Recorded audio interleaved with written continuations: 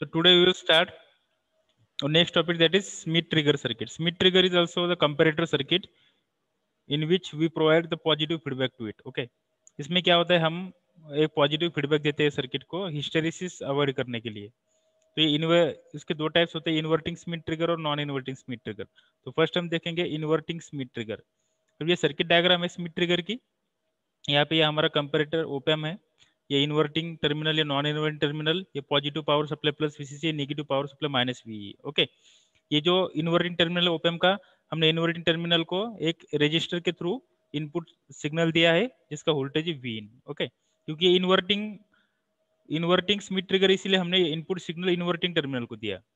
और यहाँ पे जो पोटेंशियल होता है उसको हम V2 बोलेंगे, और जो नॉन इन्वर्टिंग टर्मिनल है उसको हम एक पॉजिटिव फीडबैक देते हैं R1 थ्रू।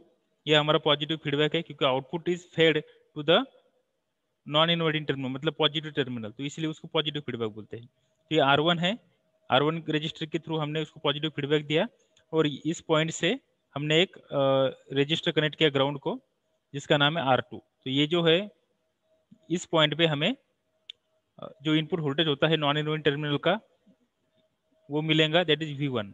तो V1 is the input potential at non inverting terminal and V2 is the input potential at inverting terminal. Okay, और पिन नंबर 6 से हम क्या करते हैं, आउटपुट लेते हैं VO, और ये हमारा लोड रेजिस्टेंस के अक्रॉस हम आउटपुट लेते हैं। ठीक है, अब देखो ये जो वोल्टेज V1 है, ये V1 is the voltage across R2, क्योंकि ये R2 का एक टर्मिनल पे V1 है और R2 का दूसरा टर्मिनल ग्राउंड को है। इसका मतलब ये जो V1 है ये किसके अक्रॉस का वोल्टेज है, R2 के अक्रॉस का वोल्टेज है। ओके, तो यहाँ पे हम वोल्टेज डिवीजन रूल लगा सकते हैं इस नेटवर्क को। तो वोल्टेज डिवीजन रूल अगर हमने लगाया तो कैसे लगाएंगे हम, क्योंकि ये जो वोल्टेज है ये V1, ये जो टोटल वोल्टेज कौन सा है यहाँ पे, ये VO, ये VO यहाँ पे टोटल वोल्टेज है। ये टोटल वोल्टेज ये दो रजिस्टर में डिवाइड होगा, R1 और R2। तो हमें ये V1 फाइंड करना है। तो V1 किसके अक्रॉस का वोल्टेज है, R2 का। तो हमें वोल्टेज डिवीजन रूल से एक इक्वेशन मिलेगा यहाँ पे, V1 is the voltage across R2। So ये V1 जिसके अक्रॉस का वोल्टेज है वो resistance R2 divided by total resistance की एडिशन, कौन सी रेजिस्टेंस यहाँ पे, R1 plus R2 into active supply voltage कौन सा यहाँ पे, V2, sorry VO, so into VO। So ये हो गया V1 की value. Okay, V1 is equal to R2 divided by R1 plus R2 into VO। V1 किसके अक्रॉस का वोल्टेज है, R2, इसलिए यहाँ पे हमने R2 लिखा, divided by addition of all the resistances R1 plus R2 into active supply voltage VO into VO। So ये जो V1 की वैल्यू VO की उतनी ही होती है into this multiplication factor. Okay, so ये होगा वोल्टेज डिवीजन रूल से हमें ये V1 मिला। तो अब हम यहाँ पे ये जो V1 है हमारा, ये V1 को हम एज ए रेफरेंस बोल के यूज करने वाले हैं।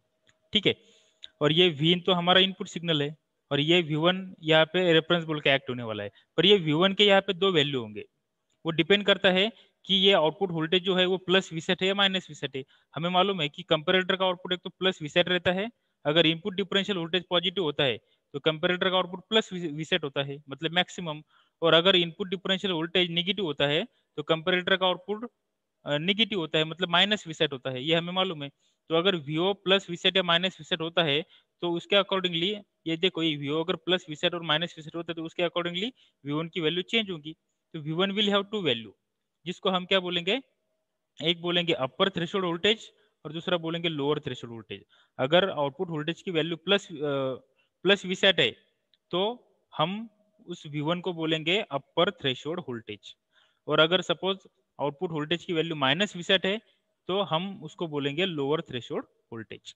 ओके, तो अपर थ्रेशोल्ड वोल्टेज और लोअर थ्रेशोल्ड वोल्टेज का मैग्नीट्यूड सेम ही रहेगा, सिर्फ उसका साइन क्या रहेगा, अलग रहेगा। सो अपर थ्रेशोल्ड वोल्टेज का साइन पॉजिटिव रहेगा, मतलब उसको हम ये रेफरेंस लाइन के ऊपर दिखाएंगे, पॉजिटिव वाई एक्सिस पे दिखाएंगे। ये है हमारा अपर थ्रेशोल्ड वोल्टेज और ये है हमारा लोअर थ्रेशोल्ड वोल्टेज। तो ये upper threshold voltage and lower threshold voltage हो गए हमारे दो रेफरेंस वोल्टेजेस, और ये जो कंटिन्यूसली वेरिंग सिग्नल ये है हमारा इनपुट सिग्नल। ओके, अब देखेंगे हम उसका ऑपरेशन कैसे होता है। तो इनिशियली हम ऐसा कंसिडर करेंगे कि हमारा जो आउटपुट वोल्टेज है वो सपोज प्लस वीसेट है, ऐसा हम कंसिडर करेंगे। और अगर ये आउटपुट वोल्टेज प्लस वीसेट है तो V1 क्या हो जाएगा, V1 is equal to R2 divide by R1 plus R2 into plus V sat, मतलब V1 क्या हो जाएगा, वी सेट हो जाएगा, अपर थ्रेशोल्ड वोल्टेज हो जाएगा, मतलब VUT हो जाएगा। ये देखो VUT, यहाँ पे VO क्या है प्लस वी सेट है, तो जो V1 क्या हो जाएगा VUT, और अपर थ्रेशोल्ड वोल्टेज ये, ठीक है, यहाँ पे हमारा अपर थ्रेशोल्ड वोल्टेज है। अब हम देखेंगे उसका ऑपरेशन। अब ये अगर अपर थ्रेशोल्ड वोल्टेज हो गया और हमारा जो Vin है, सपोज Vin मतलब ये V2, तो अगर हमारा, अब ये एकदम कॉन्सेंट्रेशन से सुनो आप, ये V2 नॉन इन्वर्टिंग इन्वर्टिंग का वोल्टेज है, V1 मतलब यहाँ पे अभी VUT है, वो नॉन इन्वर्टिंग का वोल्टेज है। अगर जब तक ये V2 मतलब ये Vin ये V1 से मतलब VUT से ज्यादा है, तब तक ये इनपुट डिफरेंशियल वोल्टेज क्या रहेगा, निगेटिव रहेगा, और आउटपुट में हमें क्या मिलेगा, माइनस वीसेट मिलेगा। हम क्या कंसिडर कर रहे हैं, आउटपुट में प्लस वीसेट है, तो यहाँ पे जो V1 है वो क्या है, VUT है। VUT है मतलब क्या, अपर थ्रेशोल्ड वोल्टेज है।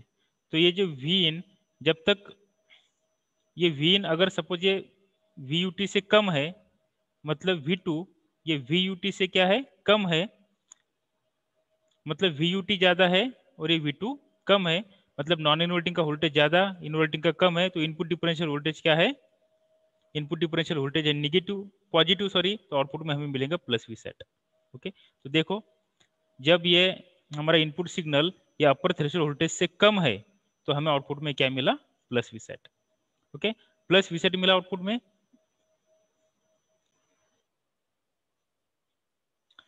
ठीक है, तो अब यहाँ का वोल्टेज क्या है हमारा, VUT है, आउटपुट में भी हमें प्लस वी सेट मिला, तो ये VUT ही रहेगा। ठीक है, ये VUT है मतलब ये पॉजिटिव है। अब ये इनपुट वोल्टेज Vin ये क्या होगा, VUT से भी ज्यादा होगा सपोज, मतलब ये VUT जो है यहाँ पे हमारा, ये जो VUT था यहाँ पे, ये VUT से इनपुट वोल्टेज क्या होगा अभी, ज्यादा हो गया। ओके, मतलब ये Vin Vin जो है वो ज्यादा हो गया, मतलब V2 ज्यादा हो गया, तो इन्वर्टिंग का वोल्टेज ज्यादा हो गया, और अब नॉन इन्वर्टिंग का VUT है वो कम हो गया, मतलब इनपुट डिफरेंशियल वोल्टेज क्या होगा अभी, निगेटिव हो जाएगा, क्योंकि ये ज्यादा है और ये कम है, तो इनपुट डिफरेंशियल वोल्टेज क्या होगा, कम होगा, निगेटिव होगा। इनपुट डिफरेंशियल वोल्टेज जब निगेटिव होगा, तो आउटपुट में क्या मिलेगा हमें, माइनस वीसेट। तो आउटपुट में माइनस वीसेट मिला, तो V1 की वैल्यू अभी चेंज हो जाएगी। अब V1 क्या बन जाएगा, यहाँ पे माइनस वीसेट आने के बाद V1 अभी VLT बनेगा। V1 क्या बनेगा, VLT, मतलब ये अभी रेफरेंस वोल्टेज चेंज हो गया, अभी अब रेफरेंस वोल्टेज VUT नहीं रहा, अब रेफरेंस वोल्टेज कौन सा हो गया, VLT हो गया। ओके, रेफरेंस वोल्टेज अभी VLT हो गया। ठीक है, तो यहाँ पे ये रेफरेंस वोल्टेज चेंज हो जाएगा। अब जैसे Vin जो है हमारा, Vin VUT से ज्यादा है, तो अब ये रेफरेंस वोल्टेज नहीं कंसिडर होगा, अब ये रेफरेंस वोल्टेज कंसिडर होगा। ठीक है, अब जब तक ये, यहाँ पे हमें अभी माइनस वीसेट मिला, ठीक है, अब देखो ये उसके ऊपर चला गया, ये इनपुट वोल्टेज, ये अपर थ्रेशोल्ड वोल्टेज VUT से अब ऊपर चला गया, तो आउटपुट क्या मिला हमें, माइनस वीसेट। देखो आउटपुट क्या मिला हमें, माइनस वीसेट, देख रहे हैं आप यहाँ पे माइनस वीसेट मिला। अब ये इनपुट वोल्टेज चेंज हो रहा है, अभी वो नीचे आ गया है, अभी वो अपर थ्रेशोल्ड वोल्टेज से भी नीचे आ गया है, पर अभी अपर थ्रेशोल्ड वोल्टेज से कोई लेना देना नहीं है हमें, क्यों, क्योंकि यहाँ का रेफरेंस वोल्टेज अभी माइनस, क्या होगा अभी, VLT हो गया। ओके, मतलब लोअर थ्रेशोल्ड वोल्टेज हो गया, तो फिर से यहाँ पे स्टेट चेंज नहीं होगी, फिर से कम हो रहा है, कम हो रहा है यहाँ तक। अब इस पॉइंट पे क्या होगा, जब input voltage lower threshold voltage जो है हमारा VLT से जब कम होगा, तो देखो यहाँ पे ये VLT है, और ये इनपुट वोल्टेज अगर VLT से कम हो गया, मतलब ये ज्यादा हो गया और ये कम हो गया, तो इनपुट डिफरेंशियल वोल्टेज क्या हो जाएगा, फिर से पॉजिटिव हो जाएगा, और आउटपुट में हमें फिर से प्लस वीसेट मिलेगा। ओके, तो अगर ये प्लस वीसेट मिला, तो ये रेफरेंस वोल्टेज फिर से चेंज हो जाएगा, और क्या बन जाएगा, VUT बन जाएगा, क्योंकि आउटपुट में प्लस वीसेट मिलेगा। तो देखो ये पॉइंट से आगे, ये पॉइंट से आगे आउटपुट का वोल्टेज चेंज हो गया, प्लस वीसेट हो गया। ओके, और प्लस वीसेट होने के बाद फिर से अभी रेफरेंस वोल्टेज कौन सा हो गया, VUT हो गया। Okay, so in this way this circuit works. Okay, ये जो हमारा V1 रहता है वो रेफरेंस वोल्टेज है, और उसकी वैल्यू चेंज होती है VUT में और VLT में। VUT मतलब आउटपुट में अगर प्लस वीसेट मिला तो ये VUT होता है, और आउटपुट में अगर माइनस वीसेट मिला तो ये VLT होता है। ओके, और हमें जो रेक्टेंगुलर या स्क्वायर वेव आउटपुट में मिलती है वो उसका टाइम पीरियड और इसका टाइम पीरियड एग्जैक्टली सेम होता है। मतलब इनपुट साइन वेव का और ये आउटपुट वेव का जो टाइम पीरियड है वो एग्जैक्टली सेम होता है। ठीक है, अब देखो यहाँ पे डिस्क्रिप्शन दिया हुआ है V1 अगर V1 is equal to V reference is equal to R1 divide by R1 plus R2 into V sat मतलब VUT अगर रहा तो if V in is less than VUT, V in अगर VUT से लेस है मतलब ये देखो ये V इन मतलब V2, ये V इन अगर VUT से कम है तो इनपुट डिफरेंशियल वोल्टेज क्या है, पॉजिटिव है, आउटपुट में मिलेगा प्लस वी सेट। देखो इस पोर्शन का उन्होंने बताया ये, तो V in is less than VUT that is V2 is less than V1 that means VD is positive, VD positive मतलब VO is plus V set। और इस पॉइंट का देखो इस रीजन का क्या बताया उन्होंने, V1 is equal to V reference is equal to ये माइनस V set आएगा, माइनस V set मतलब minus R2 divide by R1 plus R2 into V set मतलब VLT है। If V in is greater than VLT, V in अगर VLT से greater that is V2 is greater then V1।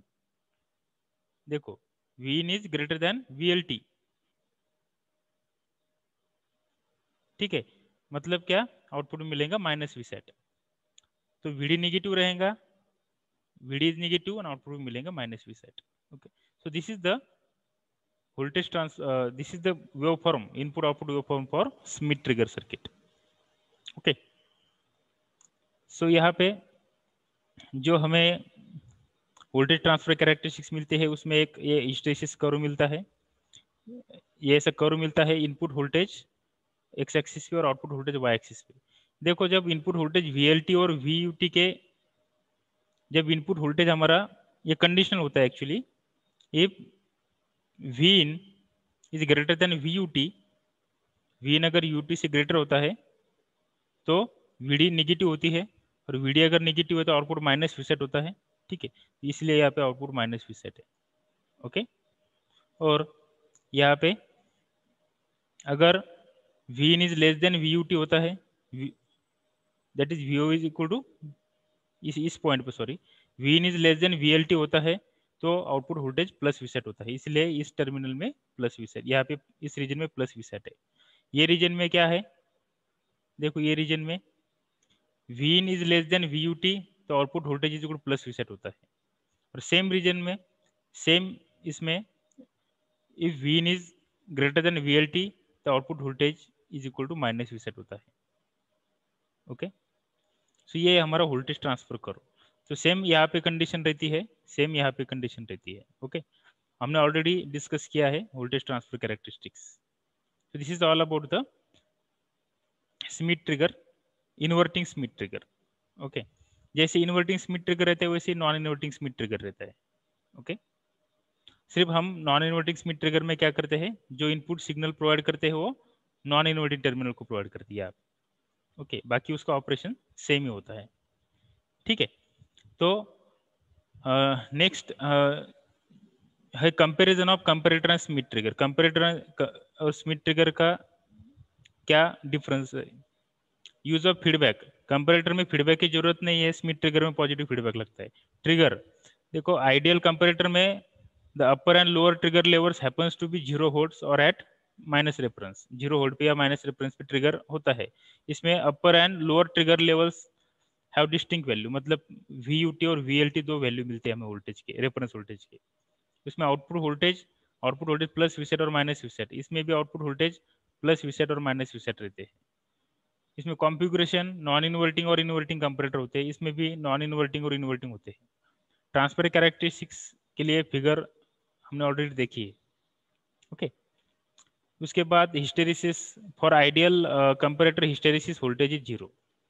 यहाँ पे क्या होता है, VH is equal to VUT minus VLT, non zero hysteresis curve present है। Hysteresis मतलब क्या, एक ही समय में यहाँ पे दो दो हमें आउटपुट मिलते हैं। देखो ये ऐसा यहाँ पे एक ऐसा लूप होता है, मतलब एक ही कंडीशन पे यहाँ पे दोनों टाइम में भी आउटपुट हमें मिलते हैं, तो इसको हिस्टेरिसिस कर्व बोलते हैं। ओके, सो नेक्स्ट एप्लीकेशंस, इसको zero crossing detector, window detectors और स्मिथ ट्रिगर में यूज करते हैं। और स्मिथ ये जो है इसको to convert wave form any wave form to a square wave form. Okay, किसी भी वेव फॉर्म को स्क्वायर वेव फॉर्म में कन्वर्ट कर सकते हैं। डेफिनेशन क्या है? It is open circuit compares two voltages and output either high और लो। और यहाँ पे क्या होता है? It is a comparator with hysteresis implementation applied positive feedback. External reference voltage is required to be use. यहाँ पे एक्सटर्नल रेफरेंस वोल्टेज लगता है, यहाँ पे एक्सटर्नल रेफरेंस वोल्टेज की जरूरत नहीं है, वो ऑटोमेटिकली जनरेट होता है। ओके, उसके क्या क्या एडवांटेजेस है स्मिथ ट्रिगर के over the conventional comparator? Due to presence of positive feedback the speed of response of Schmitt trigger is higher. उसका स्पीड ज़्यादा होता है। हिस्टेरिसिस की वजह से the problem of relay chattering is eliminated. Comparator output does not change in hysteresis interval. ठीक है, उसके बाद adjusting the values of upper threshold voltage and lower threshold voltage, it is possible to adjust duty cycle. हम duty cycle भी adjust कर सकते हैं। Duty cycle मतलब on time divided by total time. ठीक है, उसके बाद monolithic Schmitt triggers are generated generally uncompensated op amp, hence they have the higher speed of operation। Speed of operation उसका ज़्यादा होता है। however as a smith trigger does not respond in any hysteresis range to any change in the voltage, the sensitivity of the smith trigger decreases with increase in the hysteresis। hysteresis अगर increase होगा तो उसका actually sensitivity decrease होती है, ये उसका disadvantage है। Applications क्या है उसके? To convert sine wave into square wave as already discuss. किसी भी वेव को ये स्क्वायर वेव में कन्वर्ट करने के लिए यूज करते हैं, और उसका जो टाइम पीरियड रहता है वो भी एग्जैक्टली इक्वल रहता है। उसके बाद over voltage and over current protection में भी ये यूज होता है। उसके बाद on off type temperature controller में भी इसका यूज होता है। अभी on off type temperature controller ये जो एप्लीकेशंस होते हैं वो हम हमारे नेक्स्ट यूनिट में देखने वाले। Okay, we have some solved examples also, you can solve some examples based on this। and next होता है पीक डिटेक्टर यूजिंग ओपैम्प। अभी पीक डिटेक्टर ये जो टॉपिक है ये लास्ट टॉपिक है हमारा इस यूनिट का, जो हम हमारे नेक्स्ट यूनिट में नेक्स्ट लेक्चर में देखने वाले हैं। ओके।